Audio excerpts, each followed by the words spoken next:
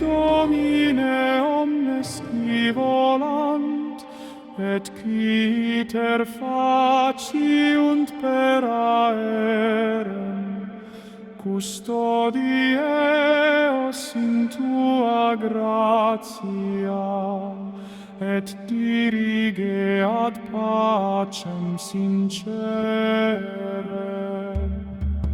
Christe lumen gentium, illumina corda hominum, ut arma cadant et surgat pax, in voluntate tua sancta.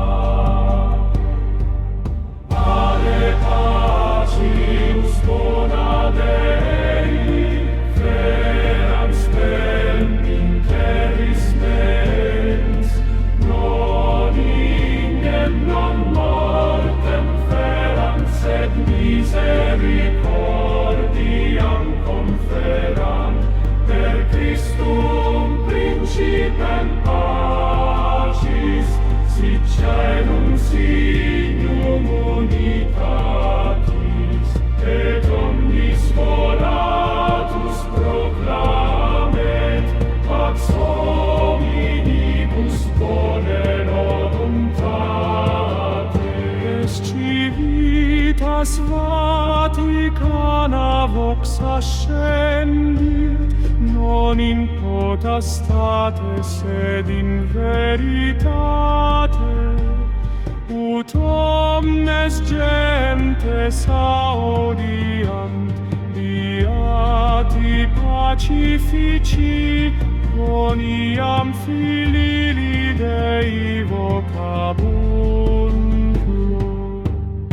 Adadare pacis super nos, gratia tua semper nos ducat, et in mundo diviso et fracta, ecclesia tua vocem cante. Donec dies veniat Dominum, nulla sit pugnane pacis et audinos, et donam tranquillitatem, utque volam ser celum inerant vitam non vastitate. Ave pacis dona Dei, feram spem in terris meis, non ignem non mortem fetam, sed misericordiam conferam, per Christum principem pacis, sit caelum signum unitatis, et omnis volatus proclamet, pax hominibus bone voluntati. Memores sumus itinerumque pastores tui perfecerum, ut verbum vitae annuntiarent, et corda reducerent. Benedict Domine omnes qui volant, et qui ter faciunt per aerem, custodie eos in tua gratia. Gat pax in voluntate tua sancta. Ade pacius bona Dei, feram spem in terris mens, non ignem non mortem feram, sed misericordiam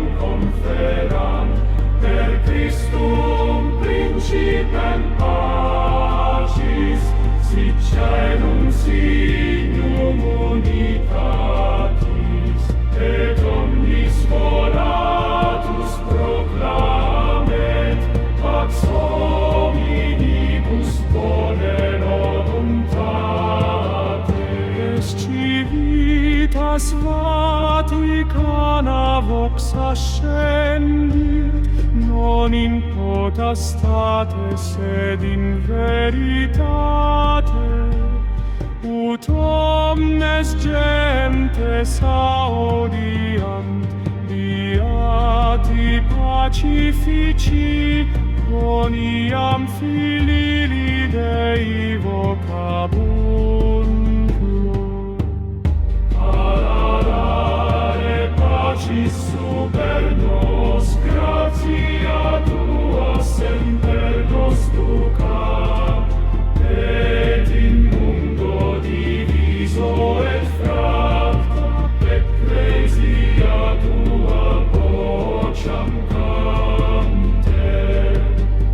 Donec dies veniat Domino, cum nulla sit, cum ianec timor, sen omnis creatura una voce dicat.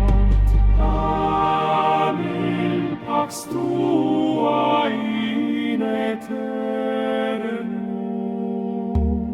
Ale pacis dona Dei, ferens vel in terris meis, non ignem non mortem ferans et misericordiam conferat, per Christum principem pacis, sit caelum signum unitatis, et omnis volatus proclamet, pax hominibus bone voluntatis.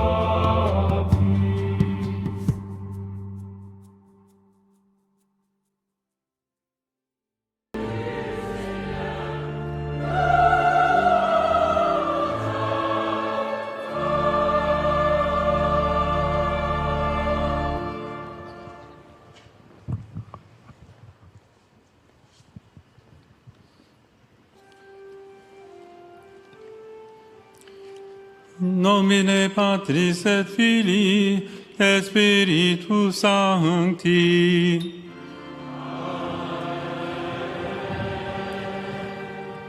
Pax vobis.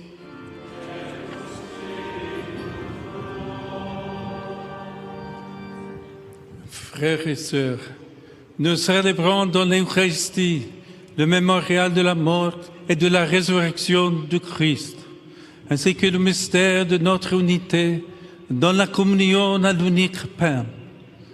Le Seigneur, qui nous donne un cœur nouveau et un esprit nouveau, nous invite à la conversion et à accueillir son pardon. Je confesse à Dieu Tout-Puissant. Je reconnais devant vous, frères et sœurs, que je péchais.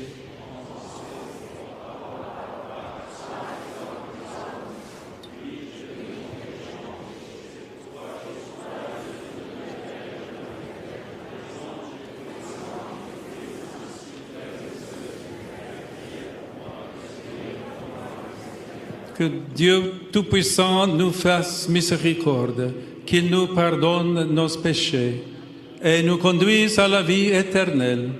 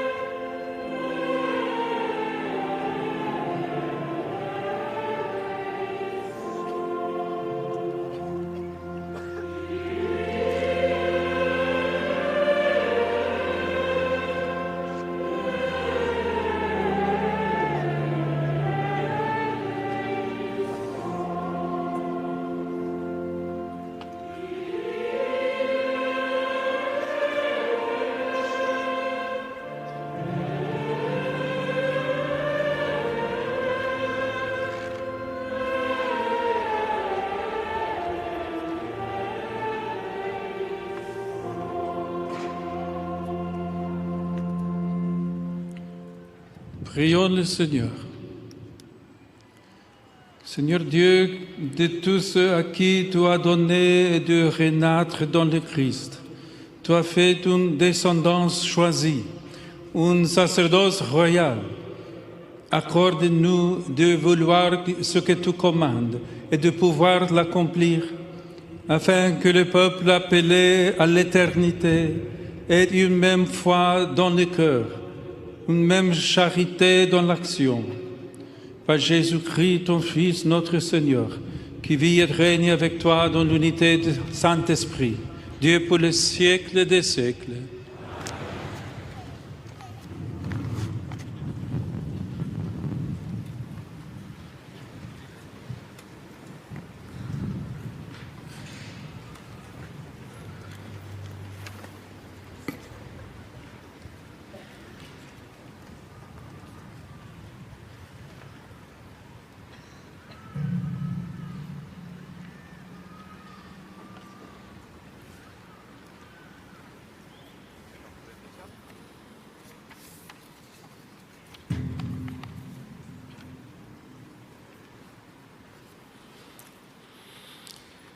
Lecture du livre du prophète Ézéchiel.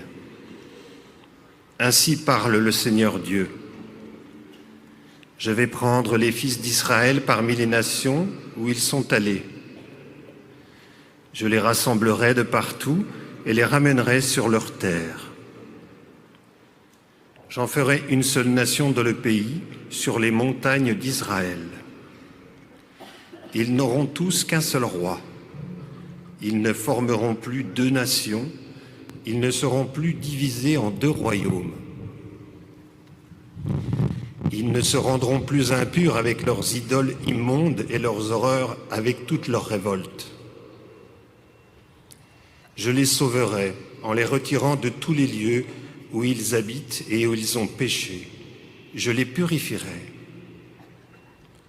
Alors ils seront mon peuple, et moi je serai leur Dieu. Mon serviteur David régnera sur eux. Ils n'auront tous qu'un seul berger. Ils marcheront selon mes ordonnances, ils garderont mes décrets et les mettront en pratique.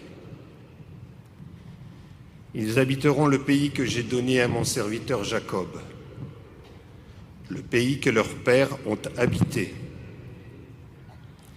Ils l'habiteront eux-mêmes et leurs fils, et les fils de leurs fils pour toujours. David, mon serviteur, sera leur prince pour toujours. Je conclurai avec eux une alliance de paix et une alliance éternelle. Je les rétablirai, je les multiplierai, je mettrai mon sanctuaire au milieu d'eux pour toujours.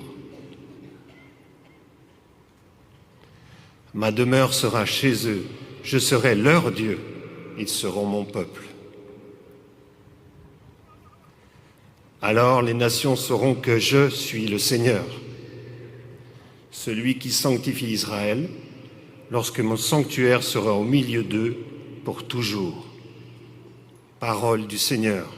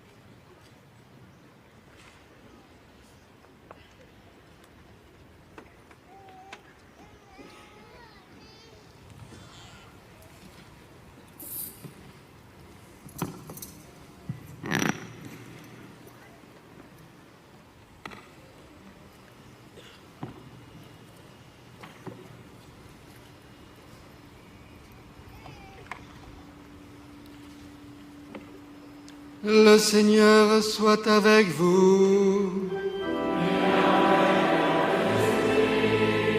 Évangile de Jésus-Christ selon saint Jean.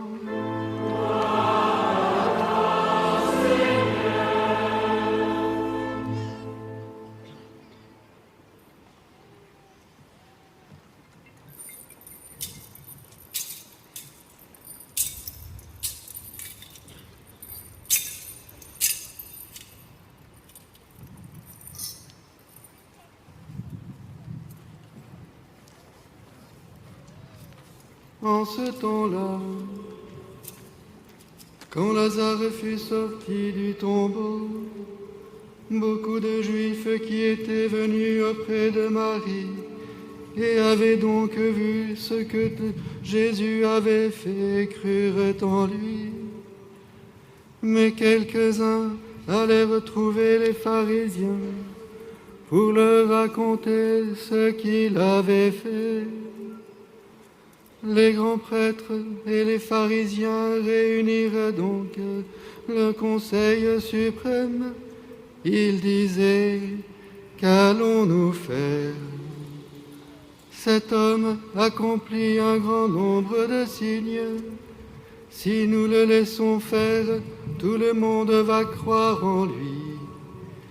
Et les Romains viendront détruire notre lieu saint et notre nation. Alors l'un d'entre eux, Caïphe, qui était grand prêtre cette année-là, leur dit: vous n'y comprenez rien, vous ne voyez pas quel est votre intérêt.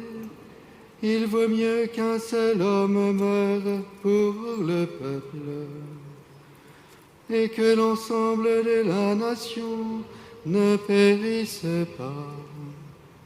Ce qu'il disait là ne venait pas de lui-même,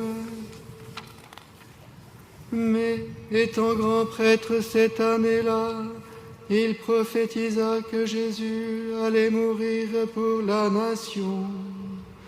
Et ce n'était pas seulement pour la nation, c'était afin de rassembler dans l'unité les enfants de Dieu dispersés. À partir de ce jour-là, ils décidèrent de le tuer. C'est pourquoi Jésus ne se déplaçait plus ouvertement parmi les Juifs. Il partit pour la région proche du désert, dans la ville d'Éphraïm, où il séjourna avec ses disciples. Alors, or la Pâque juive était proche, beaucoup montèrent de la campagne à Jérusalem pour se purifier avant la Pâque. Ils cherchaient Jésus, et dans le temple, ils se disaient entre eux: qu'en pensez-vous? Il ne viendra sûrement pas à la fête.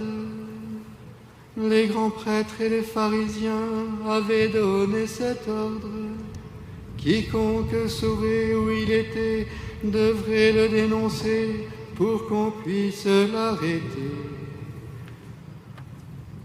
Acclamons la parole de Dieu. Louange à toi, Seigneur Jésus.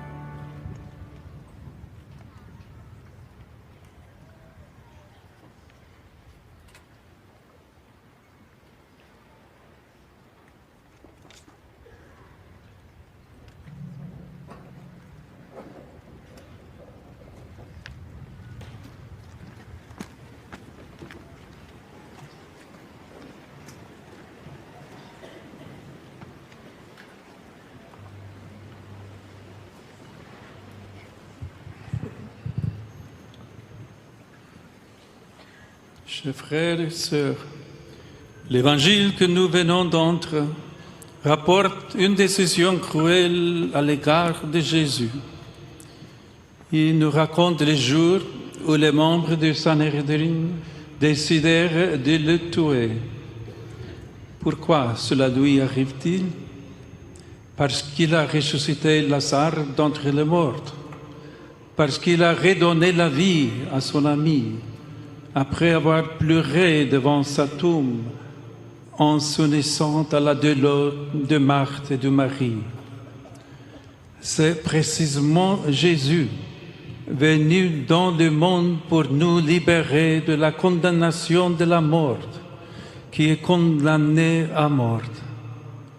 Il ne s'agit pas d'une fatalité, mais d'une volonté précise et mûrement réfléchie. Le verdict de Caïphe et du Sanhédrin résulte d'un calcul politique fondé sur la peur. Si Jésus continue à donner des espérances, transformant la souffrance du peuple en joie, les Romains viendront et ravageront le pays. Au lieu de reconnaître en ce Nazarène le Messie, c'est-à-dire le Christ tant attendu, les chefs religieux voient en lui une menace. Le regard est faussé, au point que ce sont précisément les docteurs de la loi qui la transgressent. Oubliant la promesse de Dieu à son peuple, ils veulent tuer l'innocent, car derrière le peur se trouve l'attachement au pouvoir. Mais si les hommes oublient la loi qui commande de ne pas tuer, Dieu n'oublie pas la promesse qui prépare le monde au salut. Sa providence fait de ce verdict meurtrier le moyen de manifester un dessein d'amour suprême. Malgré sa méchanceté, Caïphe a prophétisé que Jésus allait mourir pour la nation. Nous assistons ainsi à deux mouvements opposés. D'une part, la révélation de Dieu, qui montre son visage de Seigneur tout-puissant et sauveur. D'autre part, l'action occulte d'autorité puissante, prête à tuer sans scrupule. N'est-ce pas ce qui se passe aujourd'hui? À le point de rencontre, il y a le signe de Jésus, donner la vie. C'est un signe que trouve Lazare ressuscité son anticipation, la prophétie la plus proche de ce qui arrivera au Christ dans sa passion, sa mort et sa résurrection. En cette Pâque, le Fils mènera à son accomplissement l'œuvre du Père par la puissance de l'Esprit Saint. De même qu'au commencement des temps, Dieu donna la vie à l'être à partir du néant, de même, à la plénitude des temps, il rachètera toute vie de la mort qui ruine la création. La joie de la foi et la force de notre témoignage découlent de cette rédemption, en tout lieu et en tout temps. L'histoire de Jésus résume en effet le destin de chacune de nous, à commencer par les plus petits et les opprimés. Encore aujourd'hui, combien de calculs sont faits dans le monde pour tuer des innocents? Combien de fausses raisons sont revendiquées pour les éliminer? Cependant, face à l'insistance du mal, la justice éternelle de Dieu se dresse, qui sans cesse nous délivre de nos tombeaux, comme pour Lazare, et nous donne une vie nouvelle. Le Seigneur libère de la souffrance en suscitant l'espérance. Il convertit la dureté du cœur en transformant le pouvoir en service, en manifestant le véritable nom de sa toute-puissance, miséricorde. C'est la miséricorde qui sauve le monde, Elle prend soin de chaque existence humaine, depuis son apparition dans le sein maternel jusqu'au moment où elle se flétrit et dans toutes ses fragilités. Comme l'a enseigné le pape François, la culture de la miséricorde repousse la culture du rejet. La voix des prophètes que nous venons d'entendre témoigne de la manière dont Dieu accomplit son dessein du salut. Dans la première lecture, Ézéchiel annonce que l'œuvre divine commence par une libération et s'accomplit par la sanctification des peuples, un chemin de conversion, comme celui dont nous faisons l'expérience en Carême. Il ne s'agit pas d'une initiative privée ou individuelle, mais d'une initiative qui nous engage tous, qui transforme nos relations avec Dieu et avec notre prochain. La libération prend d'avant tout la forme d'une purification des idoles immondes. Que sont-elles? Par ce terme, les prophètes désignent toutes ces choses qui asservissent le cœur, qui l'achètent et la corrompent. Le mot « idole » signifiait « petite idée », c'est-à-dire une vision réduite qui diminue non seulement la gloire du Tout-Puissant en le transformant en objet, mais aussi l'esprit de l'homme. Les idolâtres sont des personnes à la vue courte. Ils regardent ce qui captive leurs yeux et les aveuglant.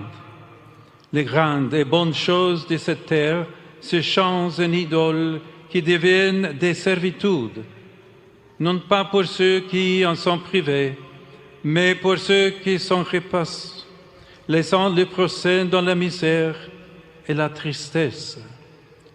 L'affranchissement des idoles libère d'un pouvoir qui se fait domination, de la richesse qui devient convoitise, de la beauté qui porte à vanité. Dieu ne nous abandonne pas dans ces tentations. Il vient au secours de l'homme, faible et triste, qui croit que les idoles du monde lui sauveront la vie. Comme l'enseigne saint Augustin, l'homme se libère de leur emprise lorsqu'il croit en celui qui, pour le relever, a donné un exemple d'humilité. Cet exemple, c'est la vie même de Jésus, Dieu fait homme pour notre salut. Au lieu de nous punir, il détruit le mal par son amour, accomplissant ainsi une promesse solennelle. Je les purifierai, alors ils seront mon peuple, et moi je serai leur Dieu. Le Seigneur change l'histoire du monde en nous appelant de l'idolâtrie à la vraie foi, de la mort à la vie. C'est pourquoi, chers frères et sœurs, face aux nombreuses injustices qui blessent les peuples et face à la guerre qui déchire les nations, la voix du prophète Jérémie s'élève sans cesse, proclamée aujourd'hui dans les psaumes. Je change leur deuil en joie, les réjouis, les console après leur peine.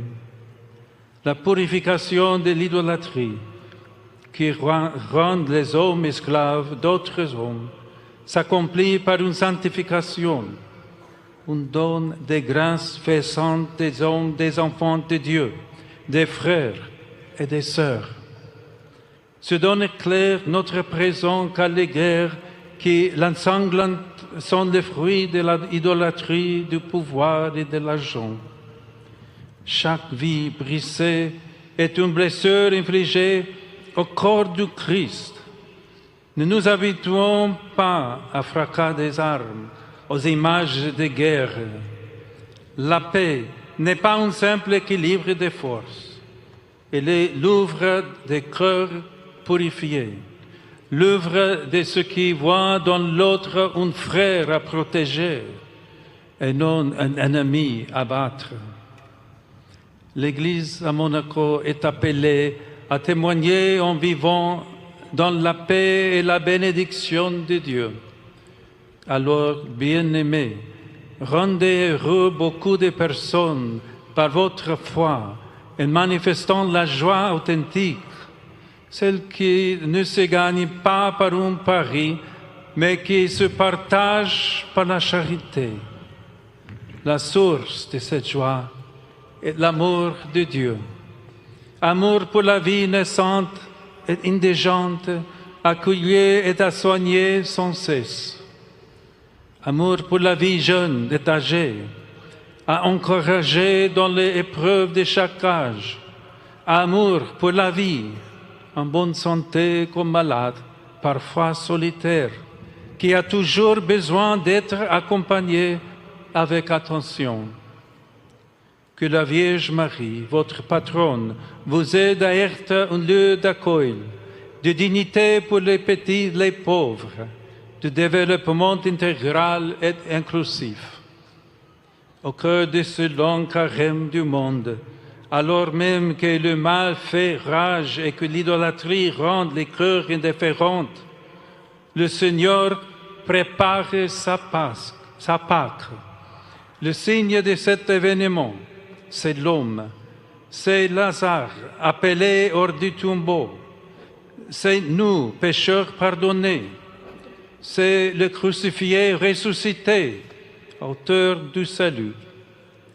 Il est le chemin, la vérité et la vie, qui soutiennent notre pèlerinage et la mission de l'Église dans le monde. Donner la vie de Dieu, une tâche sublime, est impossible sans donner notre vie au prochain. Une tâche passionnante et féconde lorsque l'Évangile éclaire nos pas.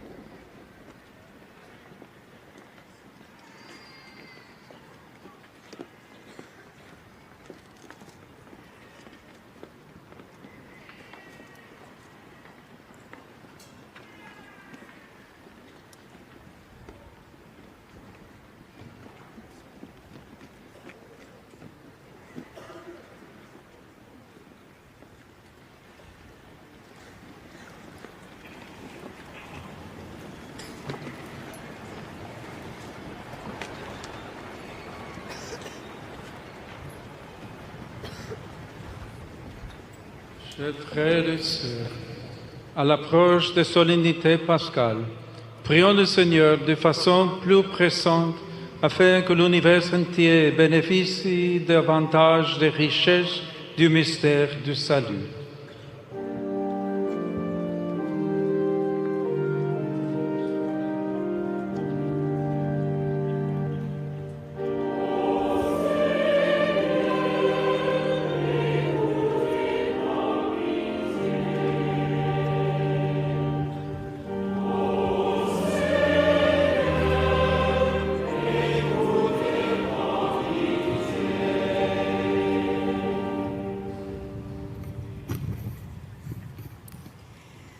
Pour la Sainte Église, que le Sauveur lui donne la paix, la préserve sur toute la terre et la rassemble dans l'unité.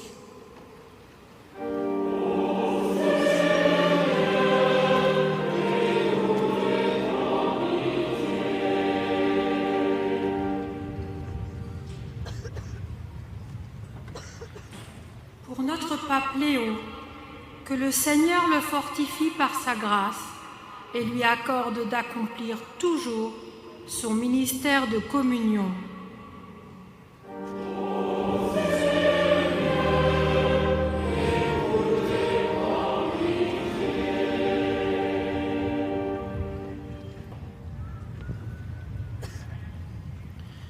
pour les responsables de la vie publique, que le prince de la paix leur inspire des projets de justice et leur confère le courage de construire une véritable amitié entre les peuples.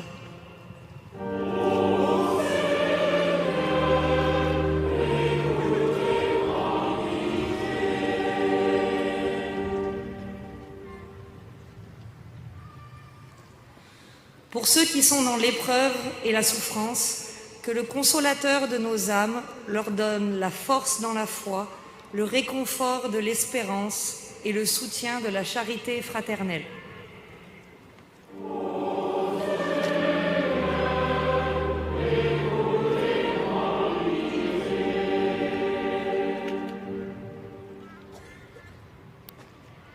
Pour notre assemblée eucharistique, que notre Rédempteur nous communique la force du pain du ciel et nous accorde la grâce de ne faire qu'un en lui.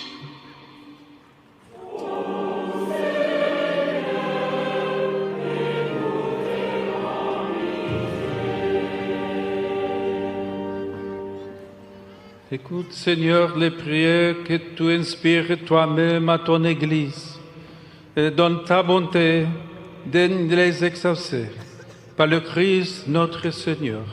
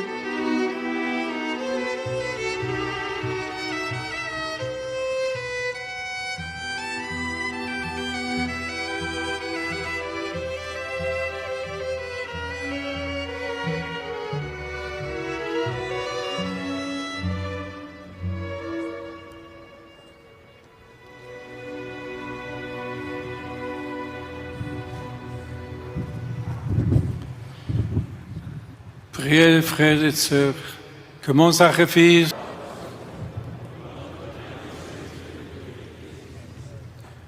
accepte, Seigneur, les offrandes présentées en ce temps de jeûne, qu'elles nous purifient et nous rendent dignes de ta grâce pour nous conduire au bien promis dans l'éternité, par le Christ, notre Seigneur.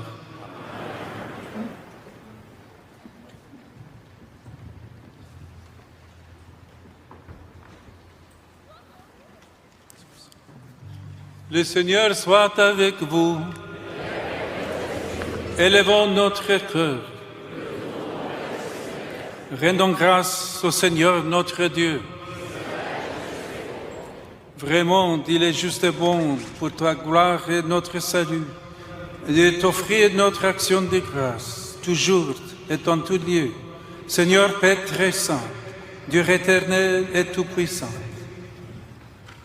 Oui, l'univers entier, sauvé par la passion de ton Fils, peut désormais proclamer ta grandeur.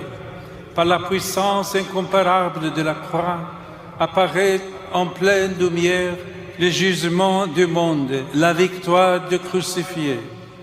C'est pourquoi, avec les anges et tous les saints, nous te louons, Seigneur, et nous exultons de joie en proclamant.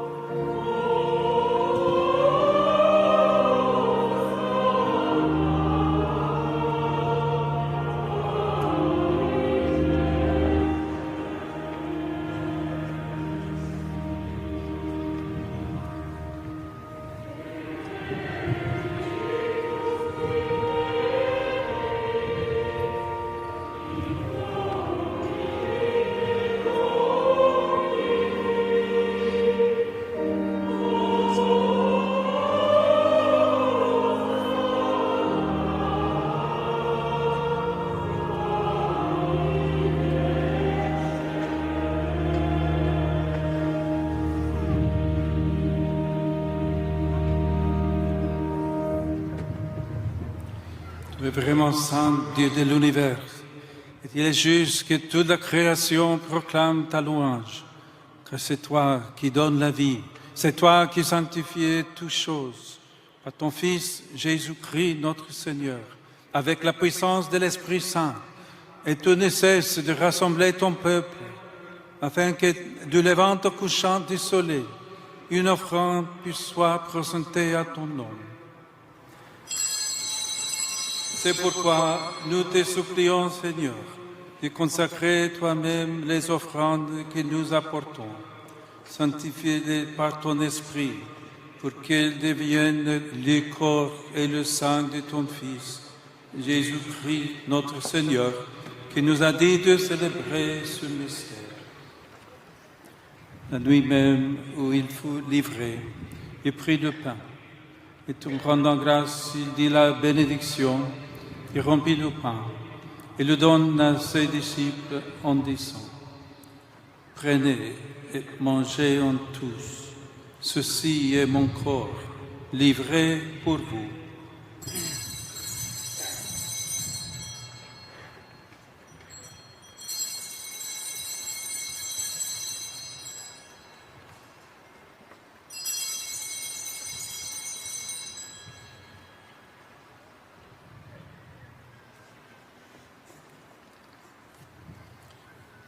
De même, après le repas, il prit la coupe. En te rendant grâce, il dit la bénédiction et donne la coupe à ses disciples en disant: Prenez et buvez-en tous, car ceci est la coupe de mon sang, le sang d'alliance nouvelle et éternelle, qui sera versé pour vous et pour la multitude en rémission des péchés. Vous ferez cela en mémoire de moi.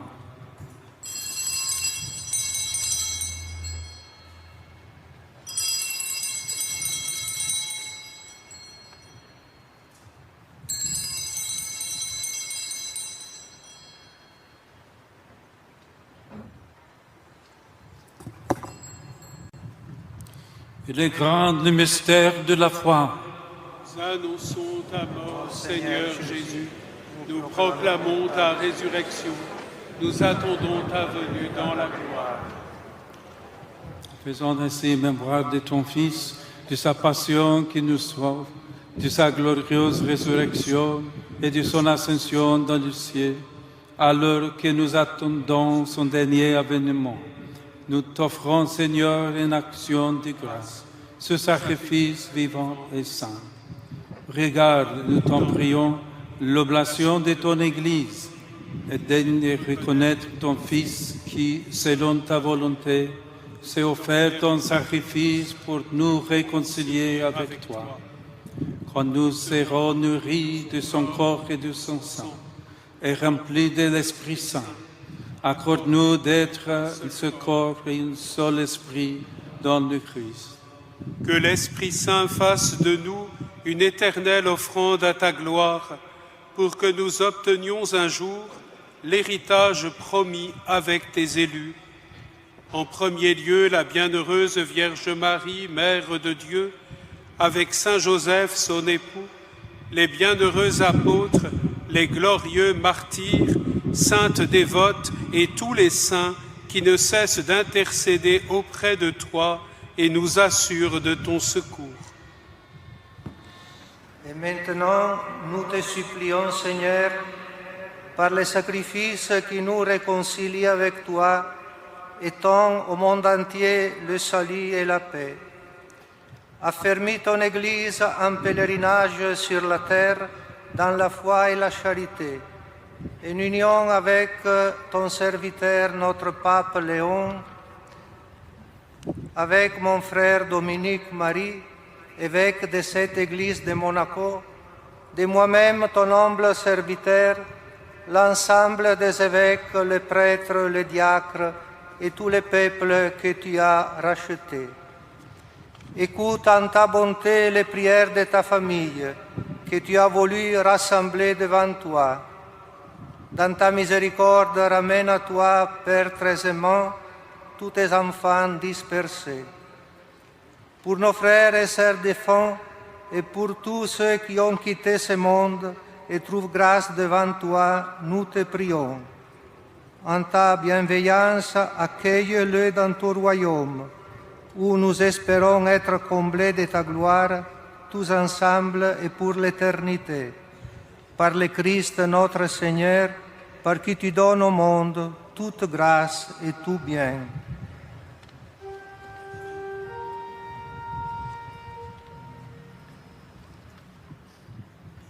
Per ipsum et quam ipso et in ipso, estibi Deo Patri omnipotenti, in unitate Spiritus Sancti, omnis honor et gloria, per omnia saecula saeculorum.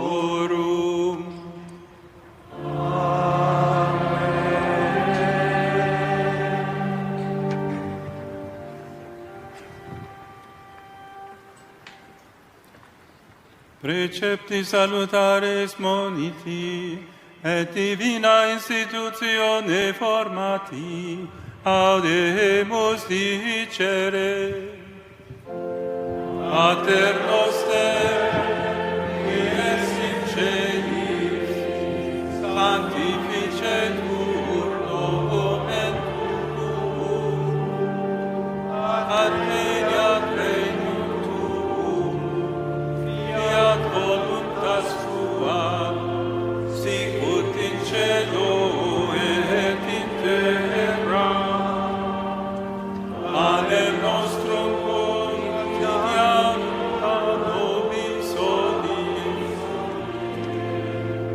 et dimitte nobis debita nostra, sicut et nos dimittimus debitoribus nostris, et ne nos inducas in tentatione, sed libera nos a malo. Délivre-nous de tout mal, Seigneur, et donne la paix à notre temps. Soutiens-nous par ta miséricorde, nous serons libérés de tout péché, à l'abri de toute épreuve. Nous qui attendons que se réalise cette bienheureuse espérance, l'avènement de Jésus-Christ, notre Sauveur.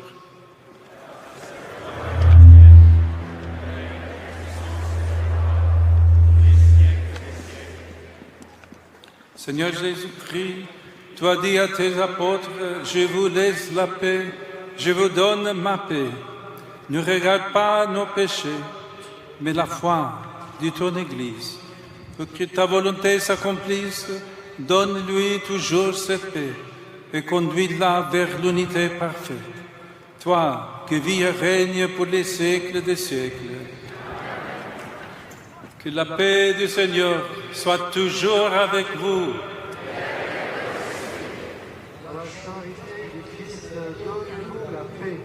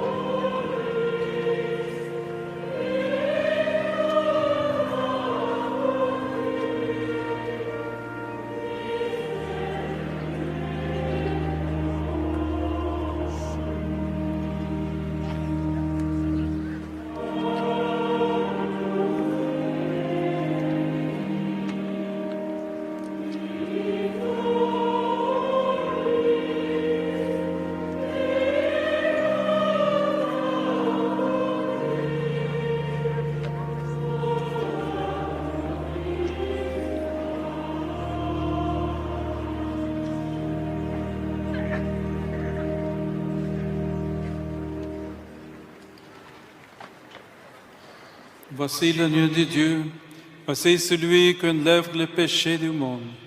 Heureux les invités au repas des noces d'agneau. Seigneur, je ne suis pas digne.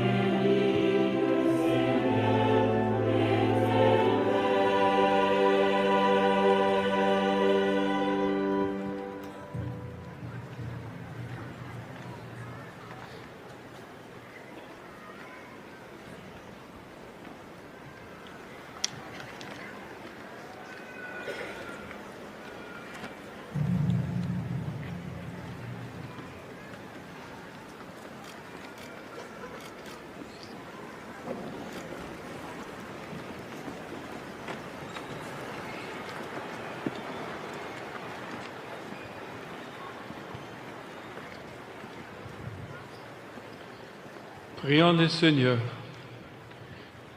Dieu souverain, nous te le demandons humblement, puisque tu nous as fait communier au corps et au sang très saint de ton Fils. Rende-nous participants de la nature divine, par le Christ notre Seigneur.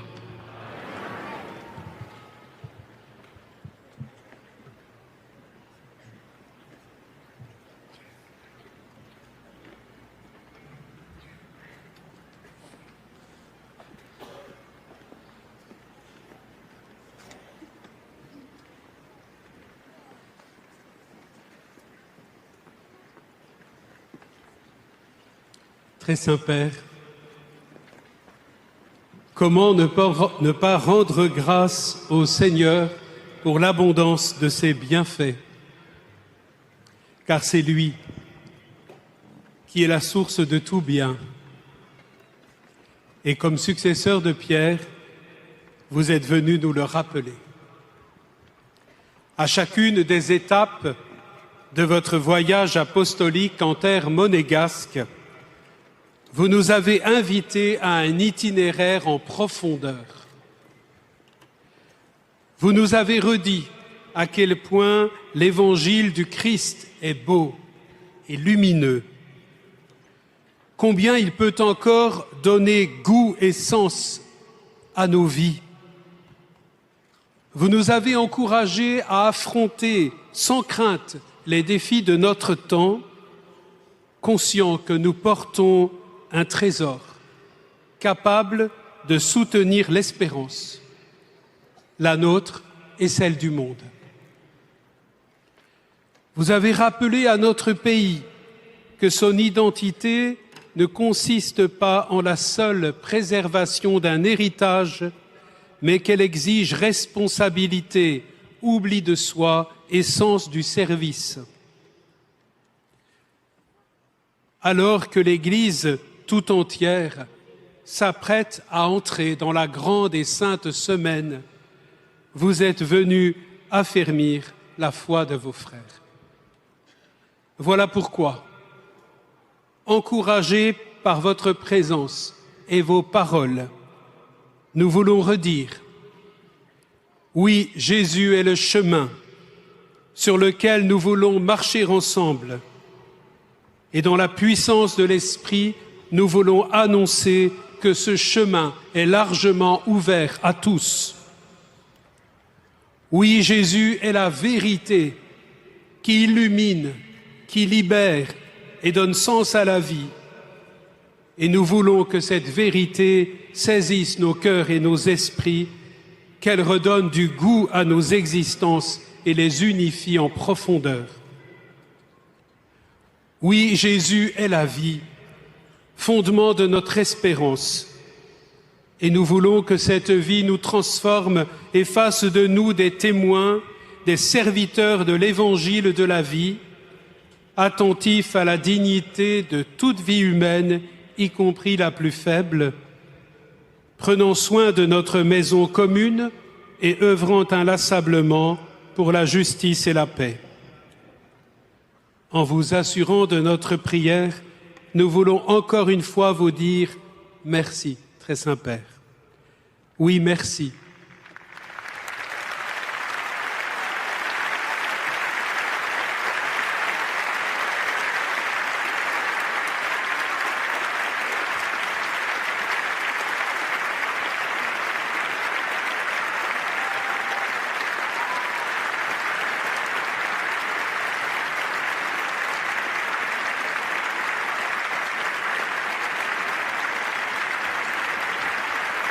Vous voyez, très Saint-Père, je ne suis pas le seul à vous dire merci. Merci pour votre attention paternelle. Merci pour vos paroles encourageantes, à la fois exigeantes et pleines de bonté. Merci de nous avoir montré encore une fois le Christ. Chemin, vérité et vie. C'est lui qu'avec vous et toute l'Église, nous allons désormais suivre. Oui, nous voulons le suivre sur le chemin de la passion et de la croix pour qu'il nous conduise ensemble jusqu'à la gloire resplendissante de sa résurrection.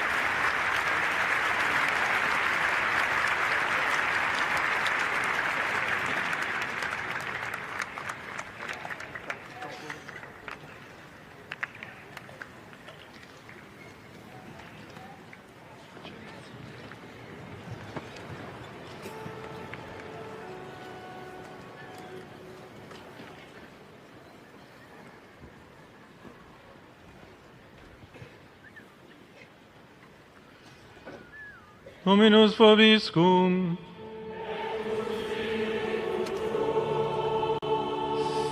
Sit nomen Domini benedictum.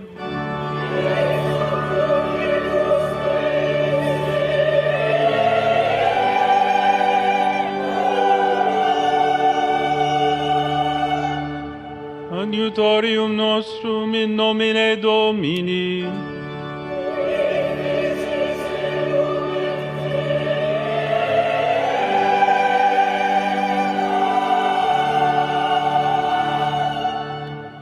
Benedicat vos omnipotens Deus, Pater, et Filius, et Spiritus Sanctus.